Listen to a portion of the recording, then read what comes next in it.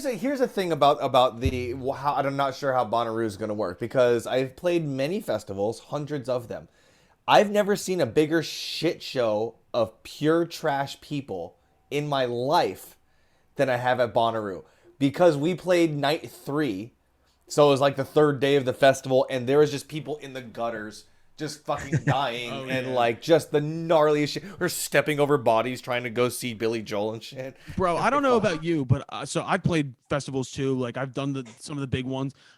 I have no interest in ever going to a festival. No, I Not don't if think I'd want to go to I don't have this. an artist pass. Yeah, fucking No, right. yo, Ew. that is a life-changing experience when you get that first big festival and you get an artist pass and you got showers and you got 3 square meals and you're drinking for free all weekend.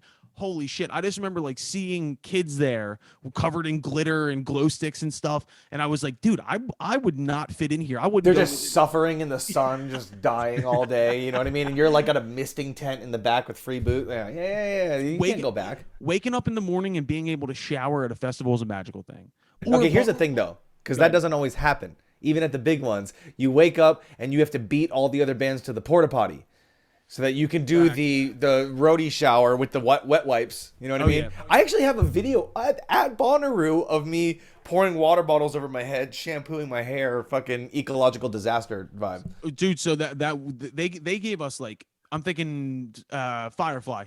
They gave us like it looked like porta potties, but it was showers. But the showers were made for people who were like 5'10" and below. I'm 5'10". I was comfortable. Ken, our bass player, is 6'3", 6'4" on a good day, and he's in there like Buddy the Elf, like just splashing. I could see him. He was like looking at me over the top of the shower. I remember those showers, dude. I've played Firefly. I remember those fucking showers. They're like the trailer showers. Yep. And then you walk out and they have like, this was the weirdest thing ever, but like sometimes at festivals, they have like random things for the artists backstage, and they had a pen of baby goats that you could play with. And so I got out of the shower and went and played with a bunch of baby goats and went and played my set.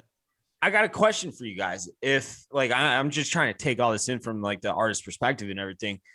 You're telling me that Dave Grohl is going to be like showering in one of these like no. So this is just real G's like that fly in to the city about 2 hours before they play, drive up in the Escalade, walk on stage, play straight to the Escalade, straight to the plane, back to home. I did a whole tour with the Rage Against the Machine guys for that Prophets of Rage tour, and every night they just Escalade pulls up, they walk out, walk to stage, straight from the stage of the Escalade back to the airport. And so you can tell who's at what point of fame too, because we like whenever we do big festivals, we're slumming it. Like we're lucky to be there. Yeah. And then like there's like the big names that aren't flying in quite yet that are on tour and they have their buses. So like in the back lot where everybody, like we have tents and like 3 SUVs and trailers, they have tour buses. And like that weekend, we got to chill with Alt J for a little while. They were there. Good dudes, heavy drinkers, love them. No, they were playing. They were playing. Like, remember when like flipping a water bottle and landing it was like funny for some reason? Yeah. They were doing that backstage, and like our photographer Dylan went up and was like, "Dude, this is awesome. Like, who are you guys?" Like, "Oh, well, Alt J." And so, Alt J, mate. Yeah, I played CeeLo with them, dice game, while drinking cold catering coffee with tequila in it that they called Cafe Sunrise. Beautiful. Oh, mate, if you don't have Sounds any more good, drinks, actually. you could just have a Cafe Sunrise. And you're like, oh. Well, hey, I got another question for you guys. Good. So I'm looking at this Bonnaroo flyer right now. It's like, I think it's the official flyer that you'd see like on a white post outside, whatever, blah, blah, blah. So you got the Foo Fighters and Megan Thee Stallion and Lizzo and like these big, bright ass, colorful letters that just pop. Then there's a bunch of smaller, like middle of the pack size bands. Like I've heard of all of them. Incubus is one of them. Phoebe Bridgers, blah, blah, blah.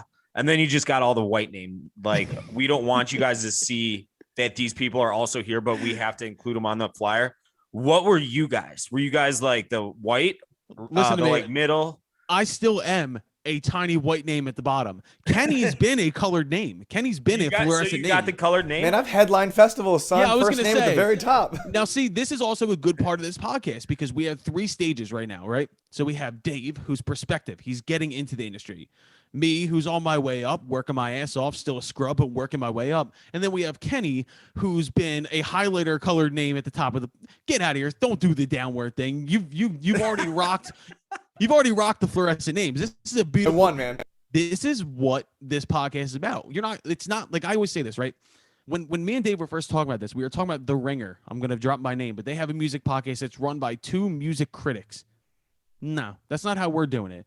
This is people who've been through the shit and also someone who is prospectively going to be in the shit. We're giving you the real talk. We're not over here being like, oh, well, I think that this record wasn't as good as the previous 3 works. No. Yeah. I can tell you that of all the shows that I've played and everything I've ever done, there's nothing as good as headlining a festival. That is the pinnacle of it. I mean, that has to be the cool, because you're on after the sun's down. You're not getting the sun beat down on you. Nights on upon us. Lights are going on. The fog's moving across. You can hear the fucking 20,000 people out there, and you're the last ones. And that intro music hits, and you're like, "Fuck you, let's go." And see, I've never had that. I've always every festival I've ever done, I've been either the morning or early afternoon. I'm thinking like the last festival we did before quarantine was Exponential Festival in Camden, New Jersey. And the headliners that weekend were Elvis Costello, Hozier, Blondie. It was a cool festival. It was really cool. It was right on the waterfront in Camden. And we were like the first set of the festival. And I'm telling you, like, people were still coming in. And it was like 140 degrees. By the end of the set, though, the whole place was filled up and it was on the side of a hill. It was really cool. But I want to get to the point where I can play a festival and it's dark out. That's my goal.